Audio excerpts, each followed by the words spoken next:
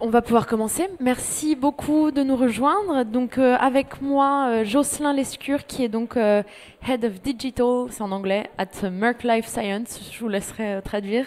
Et vous allez parler des employés, une ressource exceptionnelle pour travailler l'image de marque. Je vous laisse y aller. J'attends que ça apparaisse. Ça va, C'est bon. Ouais, c'est bon.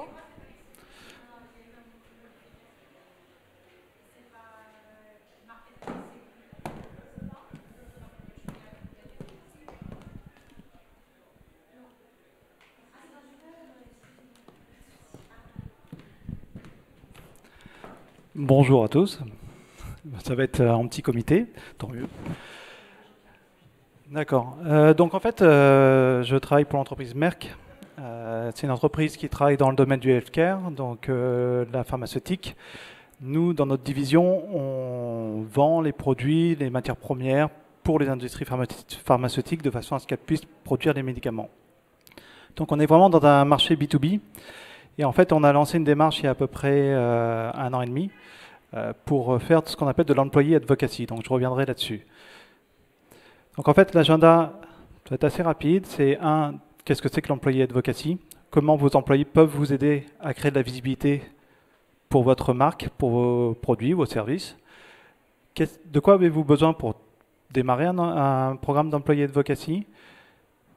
La troisième étape, en fait, j'ai passé sur la online reputation, c'est-à-dire qu'en travaillant sur la online reputation de vos employés, vous allez servir votre programme d'employee advocacy. Donc ça, je vais vraiment vous expliquer.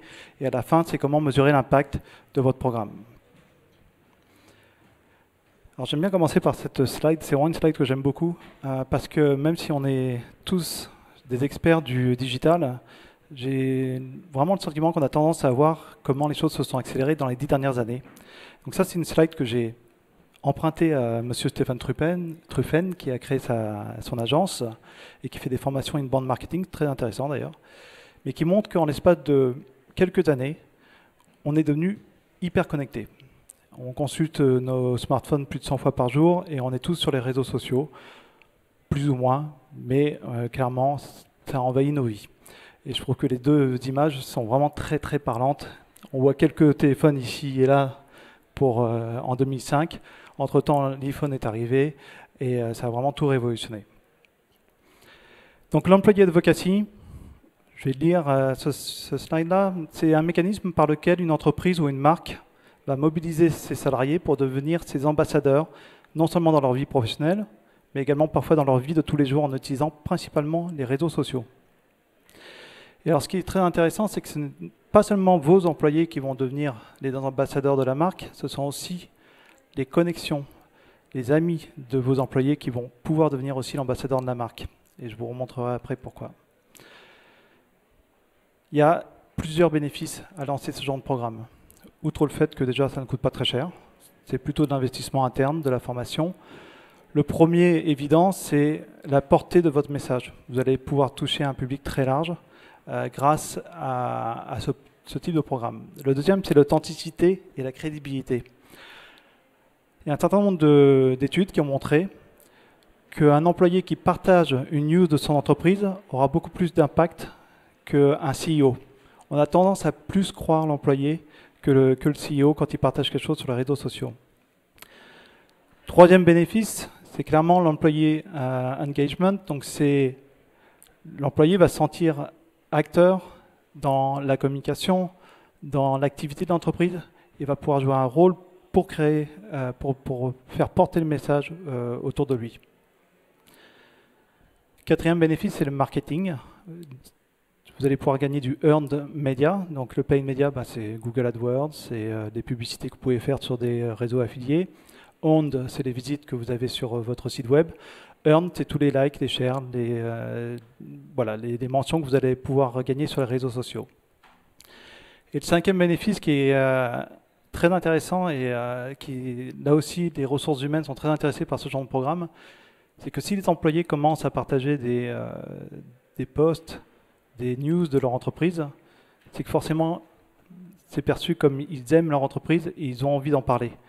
Donc pour recruter des nouveaux talents dans l'entreprise, c'est vraiment quelque chose qui fonctionne très bien et qui donne une très bonne image de l'entreprise.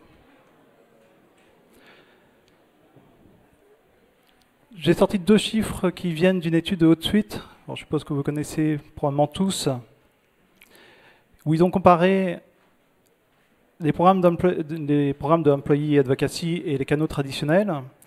Et ce qu'ils ont pu mesurer, c'est qu'il y avait 8 fois plus d'engagement autour des promotions qui étaient faites par les employés que les canaux traditionnels. Et surtout que ça ont gagné 24 fois plus de visibilité. Et je reviendrai un peu là-dessus après pour montrer 2-3 exemples. Alors nous, on utilise beaucoup LinkedIn parce qu'on est sur un secteur B2B. Donc LinkedIn fonctionne très bien. Et alors vous allez très vite comprendre comment ça fonctionne. En moyenne, on a 480 connexions sur LinkedIn. En moyenne. C'est vraiment le médian. Si vous commencez à poster quelque chose sur LinkedIn et que dans vos relations professionnelles sur LinkedIn, vous avez 10 personnes qui commencent à liker ou à partager votre post, vous allez finalement devenir très rapidement visible à 4800 personnes, auprès de 4800 personnes. Alors ce qui est en plus très intéressant, et ça s'applique un peu à tous les réseaux sociaux, c'est que sur LinkedIn, en général, vous êtes connecté avec des gens qui ont les mêmes centres d'intérêt que vous, ou sur les mêmes marchés. Sur Facebook, vous êtes connecté avec des gens aussi qui partagent les mêmes centres d'intérêt. Donc c'est là où c'est très intéressant, c'est que finalement, grâce à 10 personnes, 10 actions, qui consistent à un clic, un share, ça prend quelques secondes, vous devenez visible à une très très large audience. Et tout ça gratuitement. Alors HotSuite avait fait ce travail de comparaison entre les canaux officiels et l'amplification que les employés pouvaient donner. Donc on est déjà sur une entreprise quand même d'une taille très, très raisonnable. On parle de 10 000 employés à plein temps, qui a beaucoup de likes, de j'aime sur Facebook, d'abonnés Twitter. Et ce qui est très intéressant de voir, c'est que finalement, même avec une très bonne performance sur les réseaux sociaux, cette entreprise va pouvoir toucher 1 million de personnes. Avec un bon programme d'employé advocacy, des gens qui deviennent actifs, avec des moyennes de connexion ou d'abonnés. Alors sur Twitter, moi je trouve que c'est pas mal, mais en tout cas sur le reste, c'est assez standard. Vous pouvez toucher, vous multipliez ce chiffre par 7, donc c'est vraiment très impressionnant. Alors bien sûr, en fonction de votre marché, en fonction de la population que vous ciblez, il va falloir cibler différents réseaux sociaux. Ça, c'est vraiment important, ça me paraît assez logique. Nous, dans notre cadre, vraiment dans le cadre de ma division, on utilise uniquement LinkedIn parce que aujourd'hui, nos clients sont vraiment des professionnels qui travaillent dans des sites de recherche et développement ou de fabrication, et c'est là où on a le meilleur succès. Pour Facebook, on l'utilise un peu, plus pour cette visibilité, pour attirer de nouveaux talents, pour attirer de nouvelles personnes à postuler chez nous. Mais c'est plus au niveau corporate. Là, au niveau LinkedIn, on utilise vraiment au niveau des produits et des services qu'on vend. Autre chose qui est intéressant, c'est de regarder les différents réseaux sociaux en fonction de l'âge de votre audience. Donc, comme vous pouvez voir, ça vient de Global Brain Index, ça date de 2014. Si vous avez une audience très jeune, ce ne sera pas une grosse surprise, mais Snapchat marche très bien. Bon, si vous avez une audience professionnelle, bien sûr LinkedIn. Après, en fonction des pays, en Asie, Kakao, Line sont des réseaux sociaux qui marchent aussi très bien. Donc voilà, il faut vraiment faire sa sélection, choisir le bon réseau social network en fonction de ce qui vous intéresse. Donc de quoi avez-vous besoin pour mettre en place un programme d'employé advocacy? Alors le point numéro 1, vous devez avoir votre hiérarchie, votre management qui est au courant, qui adhère à l'idée et qui va donner du support. Est-ce que ça veut dire qu'ils vont être acteurs? Ça serait idéal, mais ce n'est pas forcément le cas. En général, chez nous en tout cas, nos leaders n'étaient pas forcément les plus actifs sur ce programme-là. Cependant, ils ont vu l'intérêt et ils ont poussé pour qu'il y ait une visibilité qui soit faite autour de ce programme. La deuxième étape, c'est vraiment de construire de la visibilité, de la connaissance et de former vos employés. Comment ils peuvent partager? Qu'est-ce qu'ils peuvent partager? Parce que ça, c'est une question qui va souvent se poser. Ils ont peur de partager des choses sur lesquelles ils ont peur de faire une erreur, finalement. La troisième, c'est de poster du contenu. Forcément, si vous ne partagez rien sur vos pages sociétés, sur vos réseaux sociaux, les comptes sociétés des réseaux sociaux, forcément, les employés n'auront pas grand-chose à partager. Et donc, la quatrième étape, c'est de vraiment mesurer le retour sur investissement. Alors pourquoi je vais vous parler d'online reputation?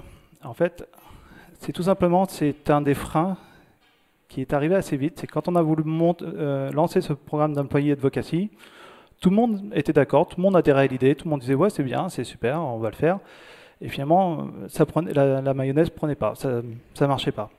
Et en fait, on s'est rendu compte que demander, alors encore plus dans le B2B, mais je pense que c'est aussi vrai dans le B2C, demander à nos employés de devenir acteurs, d'engager leur image pour partager des posts de l'entreprise, ils aimaient l'idée, mais ils n'étaient pas convaincus, ils avaient peur du risque qu'ils prenaient.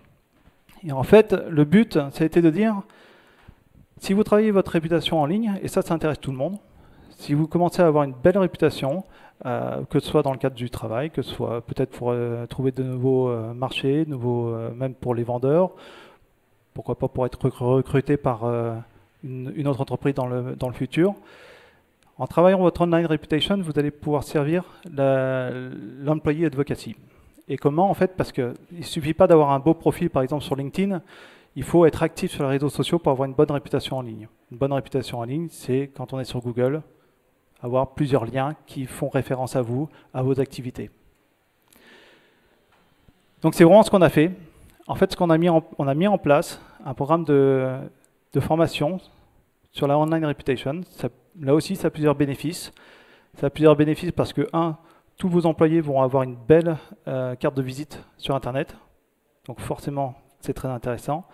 Que 2, ça les motive à devenir acteurs pour gagner encore plus de performance dans cette réputation en ligne. Et du coup, ils partagent les posts de l'entreprise. Comme je l'ai dit juste avant, un des freins principaux, c'était vraiment la peur de mal faire. C'est qu'ils veulent bien partager des informations sur l'entreprise, mais ils ont peur de savoir ce qu'ils peuvent partager. Est-ce que c'est pas trop sensible? Est-ce que j'ai le droit de partager ça, ceci? Donc finalement, là aussi, une des clés du succès de ce programme, ça a été de leur dire, partagez tout ce qu'on a posté sur nos comptes sociaux, les comptes sociaux de la société. Allez-y. Non seulement ils voyaient un peu mieux l'activité qu'on faisait, on est quand même un groupe assez large et du coup ça leur permettait d'avoir une meilleure visibilité sur toutes les activités de l'entreprise. Mais en plus ils savent très bien que là, ils peuvent partager, c'est complètement safe, il n'y a aucun souci, ils prennent zéro risque et ils ne vont en tirer que du bénéfice. Donc pour résumer, les 4 étapes, c'est vraiment former vos employés à gérer cette online reputation. Et là, il y a plein de choses sur Internet qui sont très simples. Ça commence déjà par avoir une bonne image, une bonne photo sur LinkedIn. Ça paraît évident, mais ce n'est pas forcément le cas. Avoir une bonne description. Bref, vous pouvez trouver plein de choses sur Internet sur comment avoir une bonne réputation en ligne. Deuxième, c'est vraiment de souvent alimenter vos comptes sociétés sur les réseaux sociaux que vous utilisez. La troisième, c'est donc donner la confiance, en montrant aussi que c'est un programme qui a été bien validé par le management. Donc le management est derrière, est en support. Ça donne énormément de confiance aux employés et leur donner cette confiance en prenant l'habitude de partager les posts de l'entreprise. C'est même souvent très étonnant, c'est qu'on s'est rendu compte que dans leur vie privée, ils partageaient tout et n'importe quoi. Mais dans leur vie professionnelle, ils avaient un peu peur. Ils mettaient un mur entre leur vie privée et leur vie personnelle, leur vie privée et leur vie professionnelle. Pardon. Et enfin, la quatrième étape, c'est quelque chose qu'on a lancé aussi un peu par la suite. On a voulu accélérer cette transformation. On est un groupe de 50 000 personnes, donc c'est sûr que les formations, ça marche, mais ça prend du temps. Donc on a fait appel à des outils. Là, nous, en l'occurrence, c'était LinkedIn Elevate, pour vraiment booster ce programme et donner des outils à nos employés pour partager, pour avoir plus facilement accès aux informations à partager sur les réseaux sociaux. Alors il y a différents moyens de mesurer les impacts. Si vous n'utilisez pas d'outils, vous allez le voir assez rapidement, c'est sur les posts que vous créez. Donc là c'est un post qu'on a créé, celui-là il a été créé il y a 3 jours environ, je l'ai fait hier. Et en 3 jours on a récupéré 62 likes. Avant de commencer ce programme, on avait péniblement, au bout d'un mois, on n'est pas sur un marché de niche comme l'intervenant précédent, mais on reste sur des petits marchés en termes de nombre de personnes. on avait péniblement 10 likes, 0 commentaire. Et là, ce qu'on voit, c'est que grâce à ce programme-là, ça a vraiment été multiplié. Les gens sont acteurs, partagent. Et si on en revient à l'exemple que je vous ai montré tout à l'heure, on va dire, pour simplifier, avec une moyenne de 500 connexions dans son réseau, et ben, vous faites vite le calcul, on arrive à plusieurs milliers de personnes ici qui seront touchées, et tout cela gratuitement. Ça, c'est un exemple dans le cadre des formations que j'ai pu animer en interne. Pour montrer aux gens, je faisais souvent des démonstrations où on a une chaîne YouTube, on a des vidéos, et je leur montrais qu'on pouvait poster quelque chose sur YouTube. Alors, ce qui est marrant, c'est que quand vous partagez sur LinkedIn, et chaque réseau social a sa façon de donner des informations de l'impact de vos posts.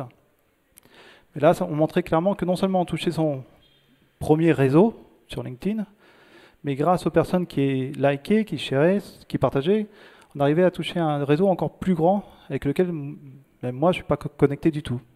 Et c'est-à-dire que chaque personne voyant ses résultats sur ses posts, c'est extrêmement motivant parce qu'en fait, ils voient bien que concrètement, ils apportent quelque chose à la communication de l'entreprise.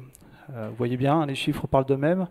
1200 vues, j'ai pas des milliers de personnes qui sont connectées avec moi sur LinkedIn. C'est quand même très très intéressant de se dire que j'ai pu permettre à 1200 personnes de voir une activité spécifique de mon entreprise.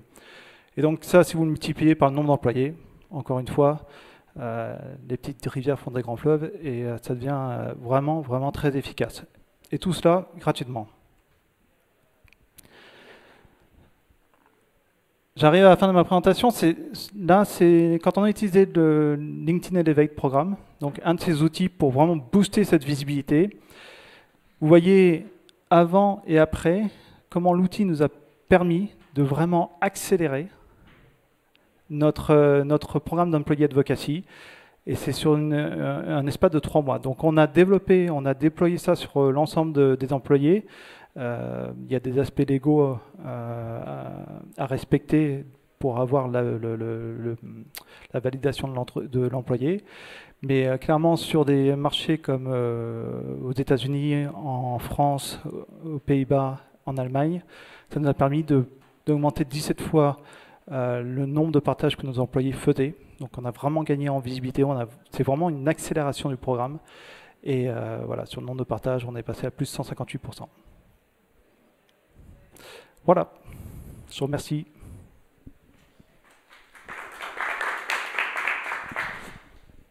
Est-ce qu'il y a des questions? Non? Eh bien, merci beaucoup.